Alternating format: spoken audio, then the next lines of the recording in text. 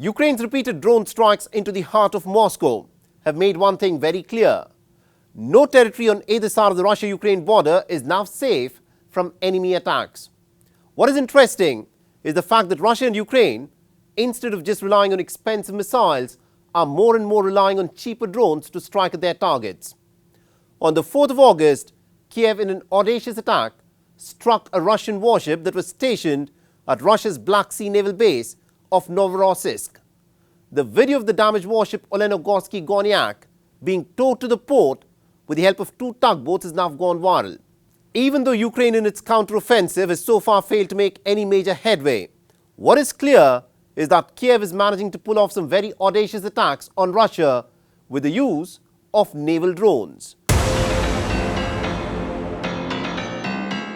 This grainy footage, put out by the Ukrainian intelligence agencies, captures the very moment when a naval drone armed with over 450 kilograms of explosives rammed into the Russian warship Olenogorsky Gornyak in the Black Sea.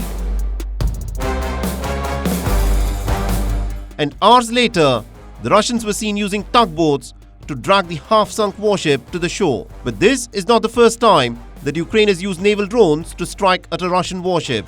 There have been several instances in the past when a swarm of naval drones have been used by Ukraine to incapacitate the Russian warships.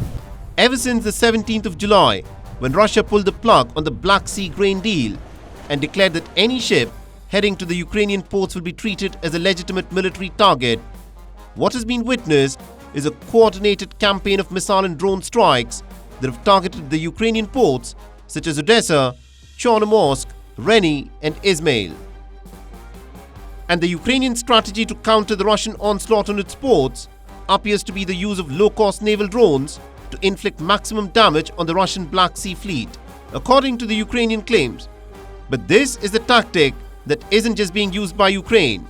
As this grainy footage will show you, even Russia has relied on low-cost explosive-laden drones to target Ukrainian infrastructure. On the 30th of July, recognizing the key role played by the Russian Navy in this war, and to make up for the losses sustained by its forces, Vladimir Putin announced that 30 more warships will be added to the Russian Navy by the end of this year. Today, Russia is confidently implementing the large-scale tasks of its national maritime policy and is consistently building up the power of its navy. This year alone, 30 ships of various classes will be added to its fleet. But the battle isn't just getting more intense on the Black Sea.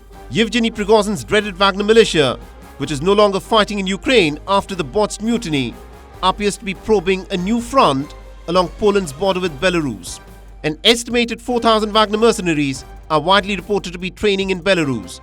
But what is extremely concerning for the military strategists of the West are the numerous hybrid attacks that are being orchestrated along the Polish and the Lithuanian borders. And no less than the Polish Prime Minister Mateusz Morawiecki, who met with the Lithuanian president at the Polish side of the Suwalki Gap, has accused the Wagner Group of attempting to destabilize NATO's eastern flank. There are all kinds of hybrid attacks right on our borders, on the Lithuanian border, on the Polish border, which we have been seeing for the past 2 years. Russia and Belarus are increasing the pressure on our borders. They are increasing the number of provocations, and we have to be aware that the number of these provocations will increase. We spoke about this earlier with the President Nausėda, that this can be seen on the territory of Lithuania. I know also that it can be seen on the territory of Latvia, and we know that it is happening on ours. This is what will happen.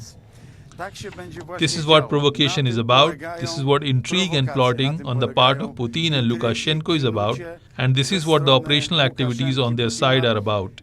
In order to destabilize, in order to create unrest, chaos, uncertainty, and at the same time to show the weakness of NATO's eastern flank to all of our partners in NATO.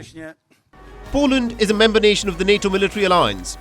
Any incident along the Polish or the Baltic borders will trigger Article 5 of NATO's collective security.